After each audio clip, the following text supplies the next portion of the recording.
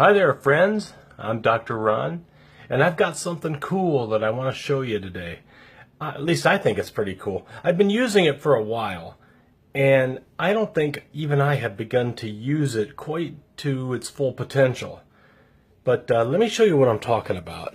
It's gonna take me a second because I gotta use one hand to hold the camera, and I gotta use the other hand to push the button, and blah blah this and blah blah that. Let's see, where do you turn?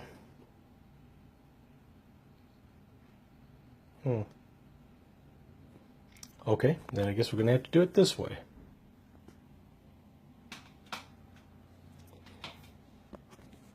There you go.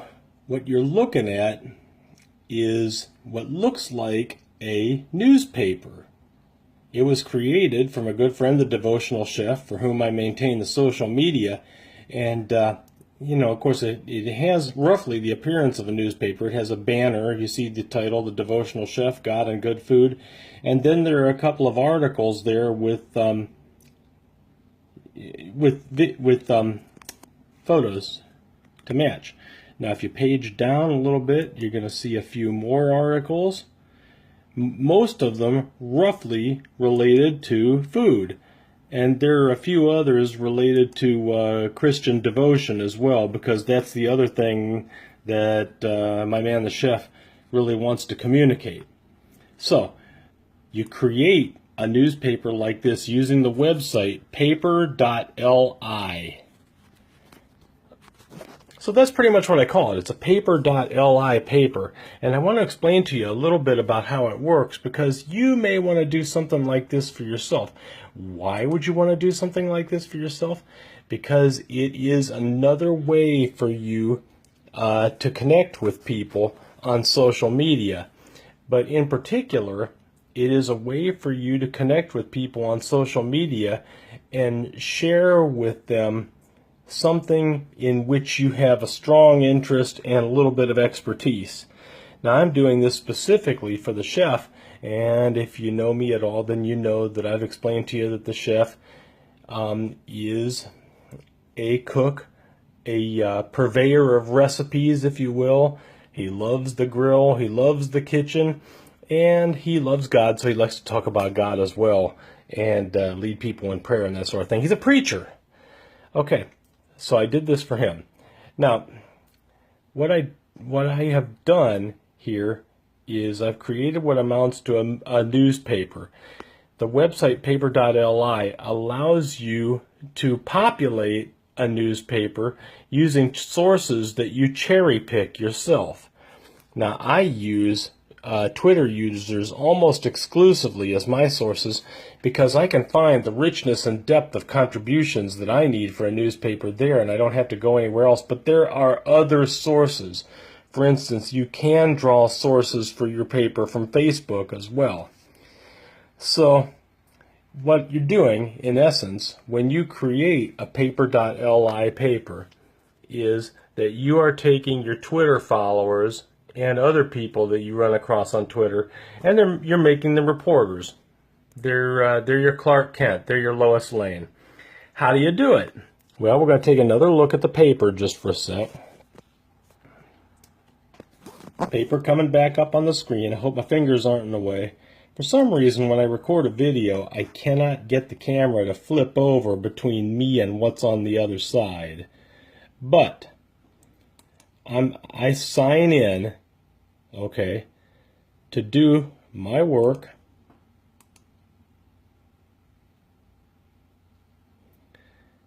There we go, and you see that I'm on my Twitter account, and that is how paper.li recognizes me.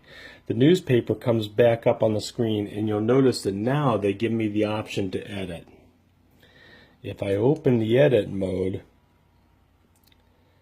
then what's going to happen is a couple of little symbols come up on each article on the screen. And with those symbols, you can download an article, you can move it around to another place on the page, you can delete it if it's something that you don't want on the page. After all, you're the editor, you make the choices. And of course, you can share articles to Facebook and Twitter as well. Now, there's a couple other things over here that we'll tell you about in a minute here. So, you should have been able to see in the edit mode some of the flexibility of paper.li in terms of the content that you're trying to create. Now,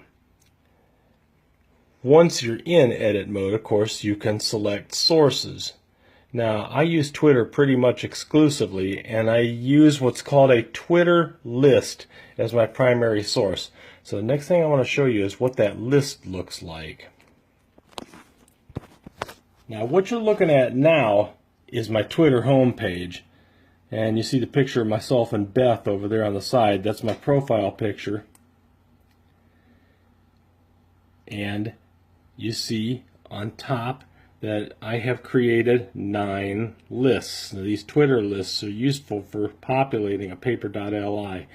The first one of the bunch is called Foodie, and that's where I get my reporters. If you open up the Foodie list, what you're going to see is that there are 70 Twitter members on the list. And if I scroll down the page, you're going to see who these people are and what some of the things are they're posting. And you notice it's almost always food. So I called that list Foodie for a reason. That's what these people specialize in. And so we include their recipes, their photos, as well as things from the chef. After all, the paper is the devotional chef's paper, so he wants to have some of his own content there as well. Now I want to show you a little bit more about that. Let me just get to the right place to do it. We're going back to the chef's newspaper. And let's make sure I haven't missed anything. Once you create a paper.li paper, as a matter of fact, paper.li allows you to choose a time for publication. It doesn't matter to me when it gets published. It just doesn't matter when you publish it.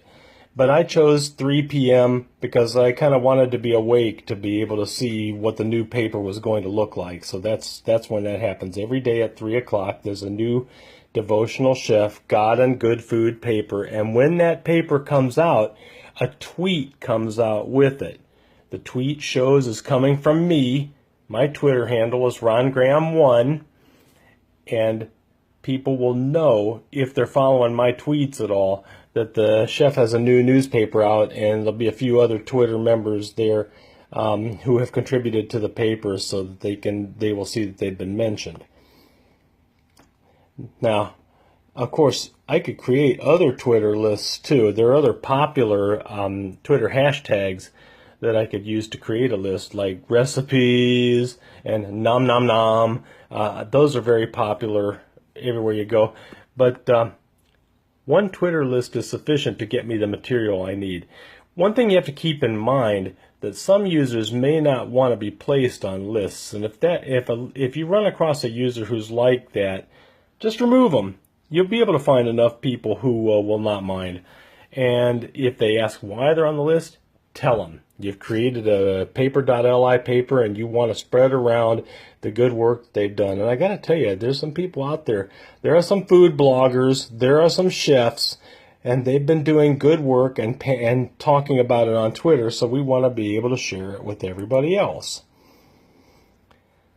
All right, what does the tweet look like when one comes out? Well, unfortunately, it's not 3 p.m. when I'm recording this message, so you'll just have to follow my timeline if you want to know what the tweet looks like. But it basically says there's a new devotional chef, God and Good Food out, and here's the address. And the address is, of course, a paper.li address, like the one that you can see on the screen, assuming you can see it. It comes up a little small, and I get that. Now, one last thing I want to tell you about is to me, this is the most important part of paper.li. It's called the editor's note. And it looks like this. It's over on the right. Now, the editor's note includes my name because I'm the editor, right? And this is something I'm doing with the permission of the devotional chef. So I say that the paper is curated by me, and then take a look down here. I've listed some recent content from Reverend Lacey, the devotional chef. These are links to articles on the chef's blog, and that basically is material that stays there until I decide to remove it. I put it there and it's going to stay there until I decide to make it gone, and I'm going to keep at least 10 or 15 chef articles up there in that editor's note at all times. It's basically a business card. That's how you include contact information for me, contact information for the chef, how to find out what he's been up to. So, and you could probably see once again that there are special sections on the paper that include videos and photographs. So it's a very highly graphical means of passing on the information you want to pass on. And, you know, basically you're doing a good turn for everybody else who's connected to the paper, everybody who is a contributor. So there you see it, paper.li. And you may be getting some idea of why I consider it to be such a powerful thing. Just by having the paper alone, doing nothing else, I'm reminding the world of the work of the devotional chef every day. And I don't have to do anything on any given day. I don't have to do anything today to get that reminder out. So it's pretty simple to use. Now, that's what I get from this powerful tool. If you need help creating one of these things, or if you need any suggestions on how to use one, then you can feel free to drop me a line anytime. Follow me on Facebook. My handle there is ron.graham. You can connect to me on LinkedIn. I'm Ron Graham there. It's just all one word, right? Get with me on Twitter. My handle there is rongraham1. My blog is doctutorial.wordpress.com.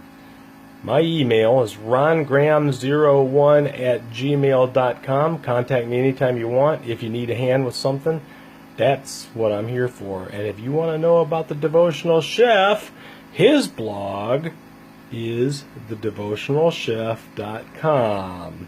Yeah, check that out. Be a foodie. All right, thanks a lot for joining me. This has been Dr. Ron. You take care now.